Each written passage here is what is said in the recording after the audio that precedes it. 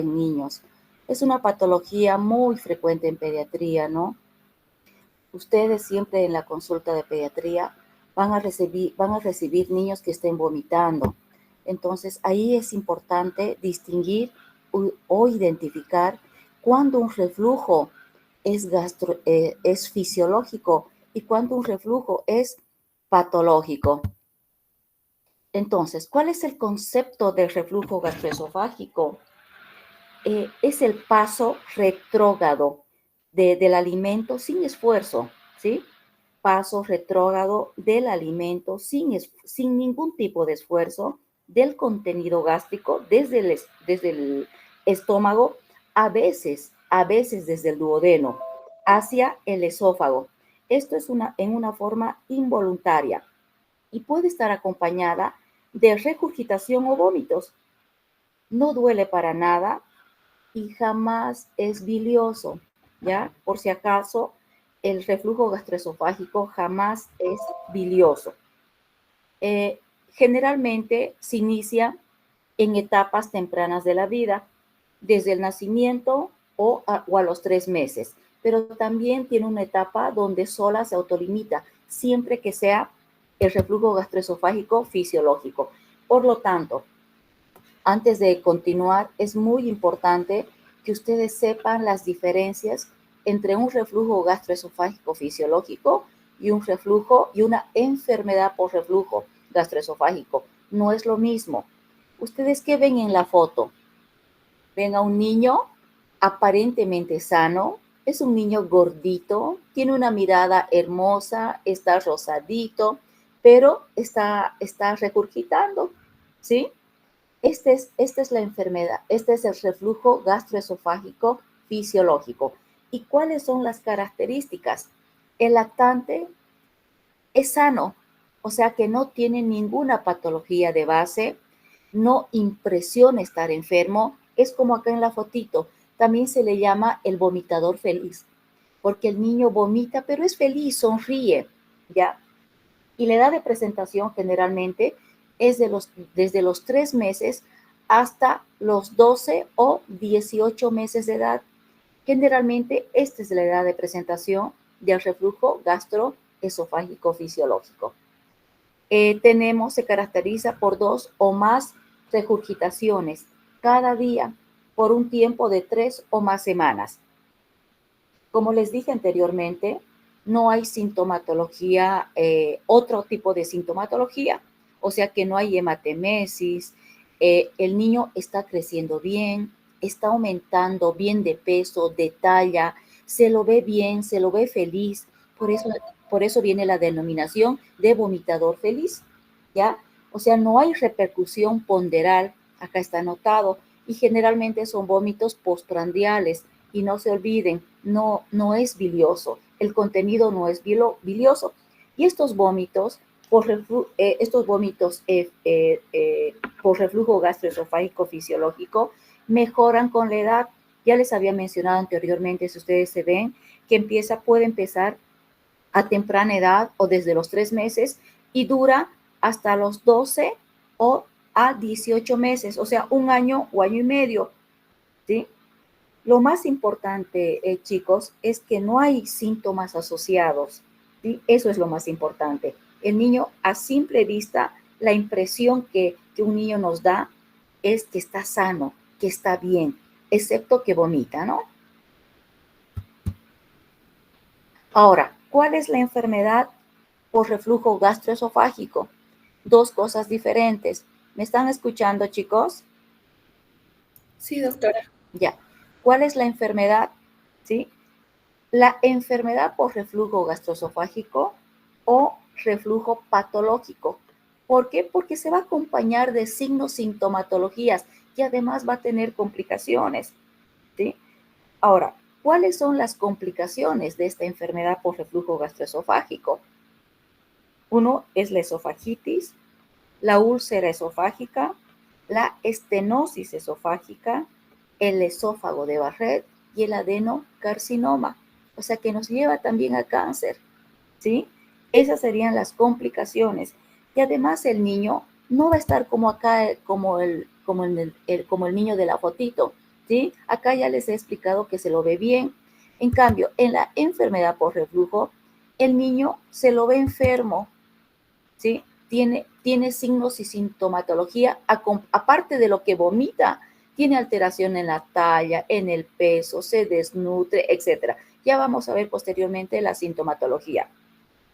¿Cuál es el mecanismo o fisiopatología del reflujo? Se produce por una relajación transitoria del esfínter esofágico inferior y además a esto se agrega factores de riesgo, o sea, factores que empeoran el reflujo. Por ejemplo, el esófago corto, la posición del niño, el decúbito dorsal permanente en la que permanece el niño facilita la regurgitación del contenido gástrico, obviamente. ¿Ya? Ustedes no sé si alguna vez han hecho alguna prueba que se han alimentado, han comido un plato abundante, no un plato, ¿no? Comida en abundante cantidad y luego se acuestan en la cama, ¿sí? Sin almohada, nada. Y seguramente van a sentir una sensación de querer vomitar porque el contenido gástrico está viniendo o sea, ese es el pasaje retrógrado del contenido gástrico hacia el esófago. Tienen ganas de vomitar, ¿sí? Y los niños con mayor razón, ¿ya? Entonces, la posición de cúbito dorsal permanente es un factor de riesgo que favorece al reflujo gastroesofágico. Otro punto que es un factor de riesgo, tenemos el vaciamiento gástrico lento, ¿ya?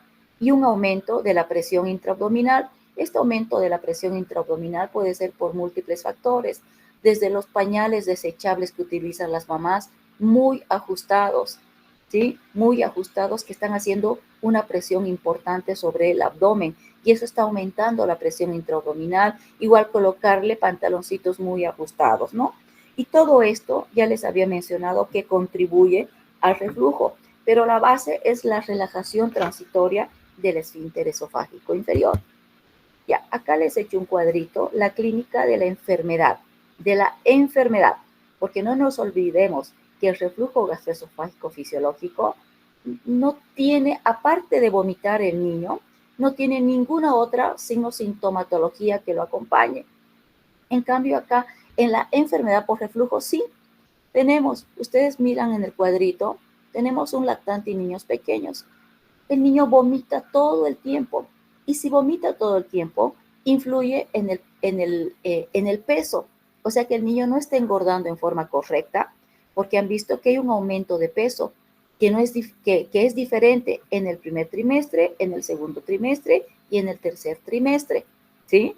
Entonces acá el niño no está aumentando de peso, no está creciendo bien, se está estancando. El niño tiene irritabilidad, disfagia de la alimentación y puede estar relacionada con el asma, ¿ya? Con una hiperreactividad bronquial. No nos olvidemos que las microaspiraciones pueden existir en la enfermedad por reflujo gastroesofágico, ¿ya? Entonces, en estos casos, el niño se convierte en un hiperreactivo bronquial, o sea que todo el tiempo está con tos, tos, tos, y a la auscultación pulmonar podemos encontrar sibilancias, expiración prolongada, ¿no? Y neumonías recurrentes, precisamente por las microaspiraciones que también acompaña a esta patología. El niño hace infecciones del parénquima pulmonar también, infección de vías respiratorias altas, una estenosis subglótica, apnea, ¿sí? En los más pequeñitos, especialmente en los neonatos, muerte súbita del lactante, ALTE, ¿no? Laringomalacia, síndrome de Sandifer, ¿sí? Entonces, tenemos obviamente anorexia, cialorrea, hipopersistente, y lo más importante, que acá el niño se desnutre, empieza a desnutrirse, ¿no? Luego tenemos trastornos del sueño y los niños más grandes ya pueden manifestar pirosis, esa sensación de dolor o quemazón retroesternal, principalmente postprandial, ¿no? Disfagia, asma o tos crónica, neumonía recurrente, anemia, hematemesis, puede empezar a presentar hemorragia digestiva alta, ¿sí? ¿Y esto por qué? Porque ya habíamos mencionado que las complicaciones de la enfermedad por reflujo gastroesofágico es esofagitis, ¿sí? Esofagitis erosiva, que puede llegar a sangrar. El diagnóstico. ¿Cómo hacemos el diagnóstico? Tenemos que hacer una buena anamnesis y un buen examen físico. No nos olvidemos que para llegar a un buen diagnóstico en pediatría es importante hacer una buena anamnesis y un buen examen físico. Esto nos va a llevar a una buena impresión diagnóstica y obviamente esta buena impresión diagnóstica nos va a llevar a tomar con una conducta adecuada, ¿no? Entonces, dentro de la anamnesis, el examen físico, tenemos que preguntar el tipo de vómitos, si es bilioso, es hemorrágico, si hay dolor, porque ya habíamos mencionado que el reflujo gastroesofágico fisiológico no es, el contenido no es bilioso, ¿ya? Y no hay dolor. Eso ya lo habíamos mencionado al inicio. El niño tiene irritabilidad porque seguramente le está molestando algo, ¿no? O sea, el niño no te va a decir, doctor, me duele acá en el pecho, o sea, retroesternal, va a tener estas molestias, pero el niño se va a tornar irritable, ¿ya? Los vómitos y también determinar si el vómito es en chorro, cuántas veces al día vomita este niño, la cantidad, el volumen del vómito, si es postprandial inmediatamente o no está relacionado con la alimentación. Y además, si este niño tiene otros síntomas acompañantes, eso es muy importante. Entonces, si se dan cuenta, acá la anamnesis juega un rol muy importante. Tenemos también los antecedentes alimenticios, ¿no? La mamá con qué frecuencia le da el biberón, qué otro tipo de leche toma, la cantidad, el tipo de leche, quién prepara su alimentación, la posición en la cual le da alimento a la mamá. Imagínense acostarlo a un niño en decúbito dorsal. Si habíamos dicho que esta posición de decúbito dorsal permanente tiene un factor de riesgo para el reflujo gastroesofágico. Imagínense ustedes si lo acuestan al niño sin almohadita y le ponen el biberón ya para que se alimente, se está alimentando así en decúbito dorsal y eso ya es un factor de alto riesgo, ¿ya? Bueno, ya les había dicho la posición en que se alimenta, la conducta del niño durante la alimentación, ¿no? Si el niño empieza a rechazar la alimentación o se alimenta tranquilamente, con avidez toma su leche, ¿ya? Y es importante también los antecedentes sociales. Tabaquismo, obviamente no que el niño fume, sino a su alrededor, porque no nos olvidemos que el tabaquismo relaja el esfínter esofágico inferior. Si habíamos mencionado que en la fisiopatología la relajación del esfínter esofágico inferior es un factor importante, imagínense si a su alrededor el niño, si el niño está rodeado de gente adulta que fuma, ¿no? Eso es mucho peor. Los antecedentes médicos, antecedentes patológicos, antecedentes familiares y antecedentes de consumo de medicamentos, ¿no? Entonces, todo eso es importante en el examen físico. Dentro de los exámenes complementarios, ustedes han debido escuchar de la seriada esófago gastroduodenal, ¿sí? Pero por si acaso, chicos, la seriada esófago gastroduodenal no hace diagnóstico de enfermedad por reflujo gastroesofágico, ¿sí? No la hace. ¿Qué es lo que, entonces, por qué le pedimos la seriada de esófago gastroduodenal? Porque evalúa el tubo digestivo, nos determina si hay alguna anomalía estructural o anatómica a nivel del tubo digestivo, ¿sí? Por ejemplo, ¿qué patologías nos ayuda a descartar? Una estenosis pilórica, una hernia hiatal, que no exista malrotación intestinal, que no exista estenosis esofágica, ¿sí? Pero no nos hace el diagnóstico de reflujo gastroesofágico. El segundo estudio que podemos hacer es una ecografía, pero la ecografía no es con cualquier ecografista, ¿no? Porque no es tan fácil hacer el diagnóstico de reflujo gastroesofágico por ecografía, ¿ya? Pero de todas maneras la ecografía, el informe de la ecografía va a depender de la habilidad del médico que está realizando la ecografía. Tiene una sensibilidad de un 65%, o sea, es baja, ¿sí? Puede llegar a ser útil, pero ya les había mencionado que no es lo ideal, ¿ya? Ahora, la que sí nos hace diagnóstico de reflujo gastroesofágico es la pHimetría esofágica de 24 horas, ¿ya? Que tiene una alta sensibilidad y especificidad. Mide la frecuencia y la duración de los episodios de reflujo ácido en el esófago. Eso es lo que determina la pHimetría. Y determina la asociación temporal entre el reflujo ácido y los síntomas extradigestivos, ¿ya? Lamentablemente, en Cochabamba no tenemos quien realice pHimetría en niños, lamentablemente. En el gastro realizan pHimetría, pero ya varias veces me he acercado personalmente a hablar con el doctor Sánchez, creo que es el que hace la pHimetría en el gastro, y su equipo no es para pediatría, entonces nunca ha podido hacernos una pHimetría, ¿no? Lamentablemente. Ahora, la pHimetría es una medida cuantitativa, ¿ya? Que nos determina qué es importante en la exposición ácida del esófago.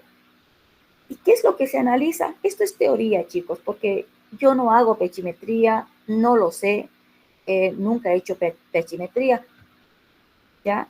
Ahora, ¿qué es lo que analiza?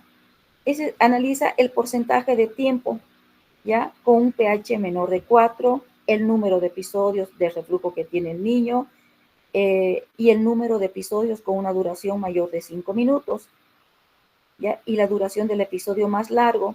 Ahora, ¿cuándo se dice que es un reflujo gastroesofágico? Cuando el episodio de pH es menor de 4, ¿ya?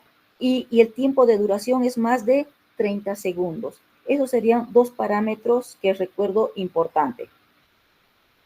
Otra cosa, cuando ustedes soliciten una pHimetría, es importante suspender los antiácidos, ¿ya? O sea, días previos, 2 a 4 días previos, suspender los anti-H2, como por ser la ranitidina.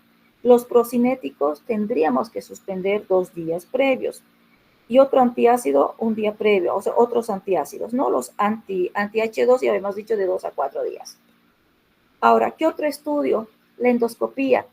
Les había mencionado al inicio que el niño con enfermedad por reflujo gastroesofágico se acompaña de signos sintomatología, pero también tiene complicaciones. ¿Recuerdan? Habíamos mencionado la esofagitis, la estenosis esofágica, el esófago de Barrett, el adenocarcinoma, ¿ya? Entonces, para eso nos sirve la endoscopía, para determinar complicaciones producidas por la enfermedad por reflujo gastroesofágico, ¿sí? Detecta este tipo de complicaciones en la mucosa esofágica, ¿ya? Pero tampoco nos da el diagnóstico de enfermedad por reflujo gastroesofágico, solamente descarta complicaciones como la úlcera péptica, la esofagitis, estenosis, esófago de Barrett. ¿Por qué? Porque mediante esta técnica nosotros tenemos la posibilidad de tomar una muestra para biopsia, porque les había mencionado que dentro de las complicaciones de la enfermedad por reflujo gastroesofágico se encuentra el esófago de Barrett y se encuentra el adenocarcinoma, ¿ya? Entonces es importante la toma de biopsia esofágica. Otro estudio que se menciona es la gammagrafía isotópica. Tiene muy buena sensibilidad, es un estudio varitado, pero también se presentan falsos positivos, ¿sí? También otro estudio tenemos la manometría esofágica. ¿Qué es lo que determina la manometría esofágica? Ay, chicos, van a disculpar, estoy a veces hasta media dormida. He hecho cola para gasolina hasta las 4:30 de la mañana. Qué increíble lo que estamos viviendo. Bueno, ya, a lo nuestro. ¿Qué es lo que, qué es lo que determina la manometría esofágica? Anomalías motoras a nivel del esófago, ¿ya? Midiendo las presiones intraluminales. Luego tenemos, esta también es otro estudio, la impedanciometría, ¿sí? Resumido es impedanciometría, es impedancia eléctrica múltiple intraluminal, ¿ya? Esta impedanciometría, había un gastroenterólogo que sí hacía impedanciometría, no sé si seguirá haciendo, él tenía su equipo propio, ¿no? Pero tampoco podemos hacerlo en nuestro medio. Lamentablemente, yo trabajo en el Hospital de Niño Manuel Asensio Villarroel para hacer el diagnóstico de enfermedad por reflujo gastroesofágico. O sea, nos guiamos por la clínica porque ya les había mencionado que el reflujo gastroesofágico fisiológico no tiene clínica. Solamente el niño vomita, o sea que es un vomitador feliz. En cambio, la enfermedad, se van a dar cuenta, el niño está desnutrido, el niño está irritable, tiene una carita de amargado, ya como los viejitos amargados, no sonríe, puede tener movimientos anormales, posturas anormales, ¿sí? O sea que se acompaña de mucha clínica la enfermedad por reflujo. En cambio, la otra no, la fisiológica es un niño gordito, es un niño que traga todo el tiempo, es glotón, hambriento, ¿no?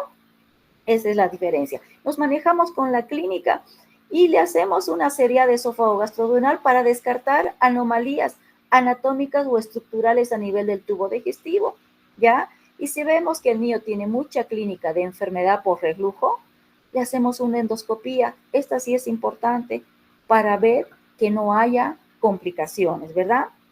Ya. Dentro de las complicaciones de la enfermedad por reflujo gastroesofágico, ya les había mencionado las complicaciones, pero no respiratorias. Acá tenemos complicaciones respiratorias y no respiratorias. Dentro de las respiratorias tenemos asma, síndrome bronquial obstructivo, tenemos apnea, muerte súbita de lactante, el niño se puede broncoaspirar, tos crónica, neumonía recurrente por aspiración, ¿ya? Y problemas otorrinolaringológicas también tenemos acá, como la ronquera, como la laringitis, sinusitis, erosiones dentales, otitis media recurrente, ¿no? Y las no respiratorias ya lo saben, tenemos el proceso inflamatorio a nivel del esófago que nos va a dar una esofagitis, posteriormente una úlcera, posteriormente una estenosis esofágica, nos puede llevar a esófago de Barrett, adenocarcinoma, y también tenemos hemorragia digestiva alta, anemia, muerte súbita, ¿sí? Dentro de las complicaciones. ¿Cuál es el pronóstico? Habíamos mencionado que el reflujo gastroesofágico fisiológico se presenta en un lactante sano a partir de los 3 meses de edad hasta los 12 y 18 meses.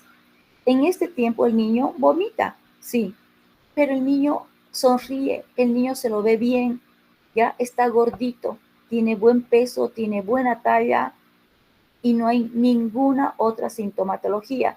Por lo tanto, el pronóstico acá es bueno y puede, como le digo, puede cortarse a partir de los 12 a 18 meses de edad. Si a partir de esta edad el niño sigue vomitando y empieza a deteriorarse clínicamente, tenemos la obligación de estudiarlo, de descartar que no sea una enfermedad por reflujo gastroesofágico, porque acá el niño tiene 2 años, 2 años y pico y sigue vomitando.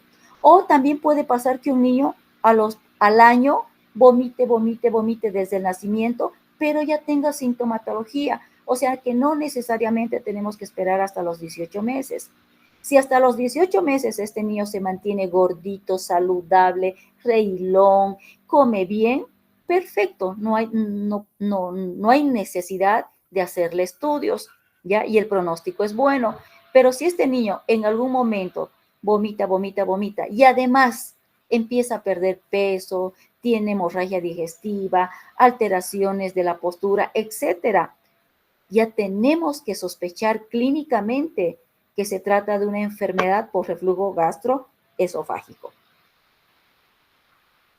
¿Quiénes tienen mayor riesgo de complicaciones?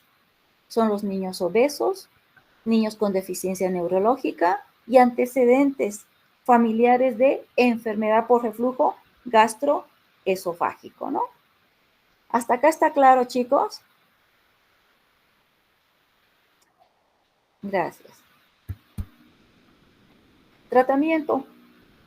Dentro de las medidas tenemos las medidas higiénico-dietéticas, pero antes de hablar de medidas higiénico-dietéticas, es importante que sepan que el 60% del reflujo gastroesofágico desaparece. El 60% desaparece antes de los 12 a 18 meses de edad. Lo que habíamos hablado, ¿no?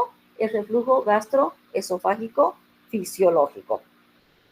Ahora, si el niño persiste vomitando y presenta más sintomatología, bueno, también ya les había mencionado, tenemos que sospechar de enfermedad por reflujo gastroesofágico, ¿no? Ahora, las complicaciones. ¿En qué tiempo pueden presentarse las complicaciones? Pueden ser aproximadamente a los 4 años o incluso antes de los 4 años puede presentarse complicaciones, ¿no? Ahora vamos a las medidas higiénico-dietéticas. Es importante la posición. La posición prono es buena. ¿Por qué? Porque facilita el vaciamiento gástrico. Ya habíamos dicho al iniciar en la primera diapositiva o en la segunda era que el vaciamiento gástrico era lento en nuestros niños. La posición prono facilita el vaciamiento gástrico, ¿ya? Pero no está indicado en pediatría. ¿Por qué? Porque la posición prono se relaciona con la muerte súbita del lactante. No se olviden, la posición prono es esta, o sea, es con la carita hacia abajo, o sea, es de pancita el niño, ¿ya? El niño no maneja muy bien, no coordina muy bien los movimientos de la cabecita. Imagínense si ustedes lo colocan en esta posición prono y cualquier movimiento, por más pequeño que sea, este niño se va a asfixiar porque va a obstruir las vías respiratorias altas, se va a asfixiar y va a morir. Por eso es la muerte súbita del lactante. O sea que es muy peligrosa esta posición prono, a pesar de que facilita el vaciamiento gástrico. Ahora, hay una posición de cúbito lateral izquierda, ¿sí? Pero de todas maneras, cuando al niño lo coloquemos en decúbito lateral izquierda, tenemos que poner como una, o sea, como una tranquita, digamos, por delante y por detrás, porque el niño puede voltearse hacia adelante y quedar en posición prono, y eso ya hemos explicado que es peligroso, ¿no? Entonces, tener todos estos cuidados. Y además es importante la elevación de la cabecera, ¿no? La alimentación. Indica la literatura que se debe espesamiento de la fórmula, ¿ya? Podemos hacer espesamiento de la forma con crema de arroz. Ahora, últimamente, no, desde hace varios años, ya no últimamente, ya tenemos las fórmulas antirreflujo. Pero, ojo, estas fórmulas antirreflujo no están recomendadas en niños con enfermedad por reflujo gastroesofágico, ¿ya? Podemos indicárselas en los niños con reflujo gastroesofágico fisiológico, no en los niños con enfermedad. Estas fórmulas antirreflujo aumenta el tiempo de contacto del contenido refluido con la mucosa esofágica, o sea que puede haber mayor daño, mayor complicaciones, ¿ya? A pesar de que mejora la regurgitación, pero no está recomendado en los niños con enfermedad por reflujo gastroesofágico. Y no deben emplearse en niños con esofagitis, porque ya hemos dicho, ya aumenta el tiempo de este contenido refluido con la pared esofágica. Y si el niño tiene esofagitis, obviamente va a empeorar la esofagitis. Tenemos que eliminar las proteínas vacunas de la alimentación del niño porque se relaciona con la alergia a la proteína de la leche de vaca, ¿ya? porque esta alergia a la proteína de la leche de vaca tiene sintomatología similar a la enfermedad por reflujo gastroesofágico. Lo más importante, debemos fraccionar las tomas, ¿sí? Si el niño toma un biberón lleno de 160, 180 ml, bueno, darle menor volumen, pero más seguido, ¿sí? Hay niños, por ejemplo, cuando es lactancia materna, es a libre demanda, porque no sabemos la cantidad que el niño está tomando. Por eso se dice lactancia materna a libre demanda, ¿ya? Pero cuando el niño no recibe lactancia materna y toma biberón, obviamente esto tiene que ser en horario, ¿ya? Si el niño se alimentaba una mamadera llena cada 3 horas, bueno, le bajamos el volumen de la fórmula y le damos más seguido. Le podemos dar cada 2 horas, pero menor volumen, ¿ya? Porque si este niño tiene una relajación transitoria del esfínter esofágico inferior, por eso está vomitando, imagínense que nosotros lo alimentemos con gran cantidad de fórmula, obviamente que va a tener mayor riesgo de vomitar este niño. ¿Por qué? Porque ya tiene fisiopatológicamente una relajación transitoria del esfínter esofágico inferior, ¿ya? Entonces es importante fraccionar las tomas, ¿sí? Darles menor volumen y, y más seguido, no tan espaciado.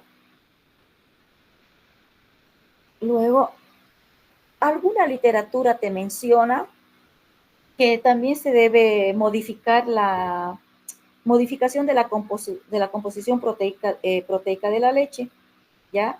La caseína, por ejemplo, retrasa el vaciamiento gástrico, pero también tiene un efecto tampón, o sea que el niño puede no vomitar. Ahora vamos a ir al tratamiento médico farmacológico. Ahora, en el niño con enfermedad por reflujo gastroesofágico fisiológico, es suficiente las medidas higiénico-dietéticas, como ser la posición, el fraccionamiento de las tomas, etcétera, ¿no? Evitar utilizar pañales muy ajustados, evitar ponerles a los niños pantalones muy ajustados, porque todo eso aumenta la presión intraabdominal. Solamente esas medidas y la posición nunca puede estar en decúbito dorsal, tiene que estar en una posición semisentada, ¿ya? Un niño que tenga reflujo gastroesofágico. Ahora, si el niño ya tiene una enfermedad por reflujo gastroesofágico, ahí ya debemos utilizar tratamiento farmacológico, ¿sí? Antes de pasar al tratamiento farmacológico, es importante que les diga que en los niños mayores debemos, o sea, los niños grandecitos que tienen reflujo gastroesofágico, debemos evitar alimentos que vayan a favorecer la relajación o la disminución del tono del esfínter esofágico inferior. Entonces, ¿qué alimentos disminuyen el tono del esfínter esofágico inferior? El café, el chocolate, la menta, plátano, vainilla, gaseosas, cítricos, zumos ácidos, alimentos con abundante grasa, ¿ya? Comida muy copiosa. Estos son los alimentos que disminuyen el tono del esfínter esofágico inferior. Entonces debemos evitar estos alimentos en los niños grandecitos que tienen reflujo gastroesofágico. Y además, enseñar, si el niño es grandecito, enseñarle, orientarle a que tiene que comer muy despacito, ¿sí? Tiene que masticar bien, tiene que comer despacito, lentamente, ¿ya? Y porque imagínense si empieza a atragantarse con la comida y come muy rápido, obviamente sobre que hay una relajación del esfínter esofágico inferior, obviamente que el niño va a vomitar, ¿no? Y si el niño es obeso, tiene que bajar de peso y evitar el humo del cigarrillo alrededor del niño. El niño no está fumando, pero no nos olvidemos que es un niño, es un fumatérico pasivo. Entonces eso también relaja el esfínter esofágico inferior. Ya. Ahora vamos al tratamiento farmacológico. Acá les he puesto, es importante tomar en cuenta los inhibidores de ácido, ¿sí? Dentro de los inhibidores de ácido tenemos los bloqueantes de receptores H2 de la histamina, como la ranitidina, la famotidina y la cimetidina. ¿Ya? Luego tenemos los inhibidores de la bomba de protones, como es el omeprazol, lansoprazol, esomeprazol. Ahora, dentro de los bloqueantes de los receptores H2 de la histamina, la ranitidina es la más usada, ¿sí? Es la que más usamos en nuestro medio, pero también tiene efectos secundarios y debemos saber cuáles son los efectos secundarios. Cefalea, vértigo, estreñimiento, ya luego hay un desequilibrio de la flora saprófita y de una disminución del ritmo y contractilidad cardíaca. Entonces, debemos estar pendientes de estos efectos secundarios de la ranitidina. ¿Cuál es la dosis? 5 miligramos kilo día cada 12 horas. Ya máximo 150 miligramos cada 12 horas. Esa es la dosis de la ranitidina. Ahora, tenemos los inhibidores de la bomba de protones. Dentro de los inhibidores de la bomba de protones, la más utilizada es el omeprazol, ¿sí? ¿Cuál es la dosis del omeprazol? 0.7 a 2 miligramos kilo día, en 1 a 2 dosis, 30 minutos antes de la ingesta de los alimentos. También tiene efectos secundarios, como ser cefalea, diarrea, dolor abdominal, náuseas, estreñimiento, exantema, déficit de vitamina B12, ¿ya? Pero la más utilizada es el omeprazol. Luego les menciono la dosis de lansoprazol, 0.6 a 1.2 miligramos kilo día, ¿sí? En niños menores de 30 kilogramos se utiliza 15 miligramos por día. En mayores de 30 kilos, 30 miligramos por día. También tiene efectos secundarios como cefalea, depresión, diarrea, vómitos, insomnio, dolor abdominal, hipertensión, estreñimiento y aumento de las transaminasas. La dosis ¿qué me falta? Es omeprazol, 0.35 a 1 miligramo kilo día. Pero dentro de los inhibidores de la bomba de protones, que se acuerden del omeprazol, yo creo que es suficiente, ¿no? Porque esa es la más utilizada en el medio. Luego, dentro del segundo grupo de tratamiento farmacológico tenemos los procinéticos. ¿Qué hacen los procinéticos? Facilitan el vaciamiento gástrico. Habíamos mencionado que en la fisiopatología como factor de riesgo estaba el vaciamiento gástrico lento, ¿no? Y esto facilita el vaciamiento gástrico. Dentro de estos procinéticos, la más utilizada es la metoclopramida, ¿ya? La dosis de la metoclopramida es de 0.25 a 0.5 miligramos kilo día cada 8 horas. Antes de comidas, ¿cuáles son los efectos secundarios de la metoclopramida? Síntomas extrapiramidales y ginecomastia. La metoclopramida, por si acaso, está contraindicada en menores de 12 meses, ¿no? También tenemos la domperidona. Hay médicos que utilizan la domperidona. 10 miligramos 3 veces por día, máximo 30 miligramos. Dentro de sus efectos secundarios de la domperidona, tenemos los efectos extrapiramidales en menores de 1 año. Alteraciones electrocardiográficas, por ejemplo, del QT, ¿ya? Y no debe usarse en menores de 12 años. La cisaprida. ¿Cuál es la dosis de la cisapride? 0.2 miligramos kilodosis cada 8 horas, 15 minutos antes de las comidas, ¿ya? Pero por si acaso, solo se utiliza en enfermedad por reflujo gastroesofágico sin riesgo, o sea, que no tenga factores de riesgo y además que no hayan respondido a los otros medicamentos antes mencionados o antes de hacer una cirugía, ¿ya? Pero en general, chicos, acuérdense que la cisaprida está fuera del mercado, ¿sí? Ya está fuera del mercado. Personalmente yo no utilizo la cisaprida. La literatura te la sigue mencionando, pero te aclara que está fuera del mercado. ¿Por qué? Porque tiene efectos secundarios importantes, como cuáles: arritmia, prolongación del intervalo QT. Entonces tiene efectos secundarios a nivel del corazón. por eso no se utiliza, ¿ya?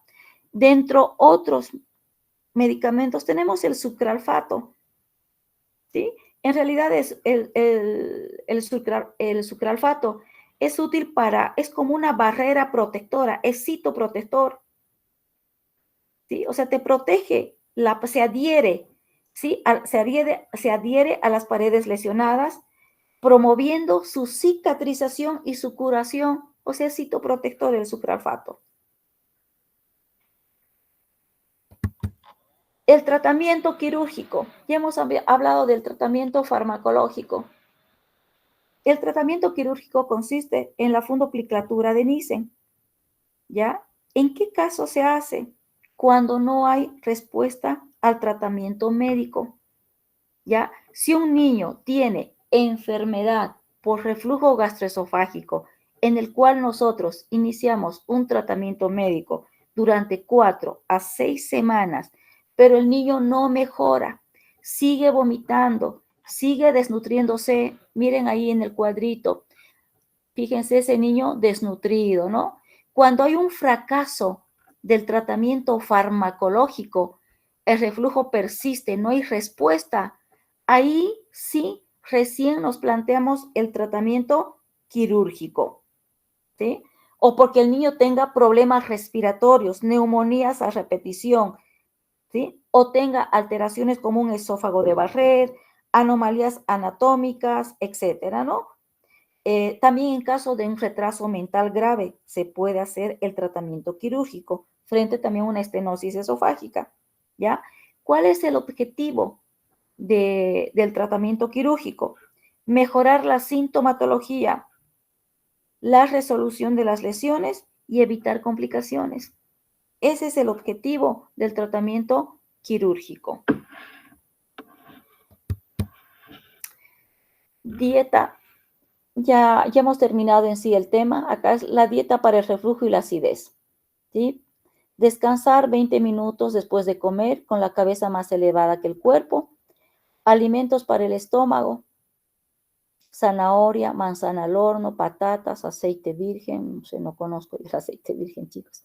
Evitar tabaco, alcohol, ácidos, ¿sí? Consejos para el reflujo.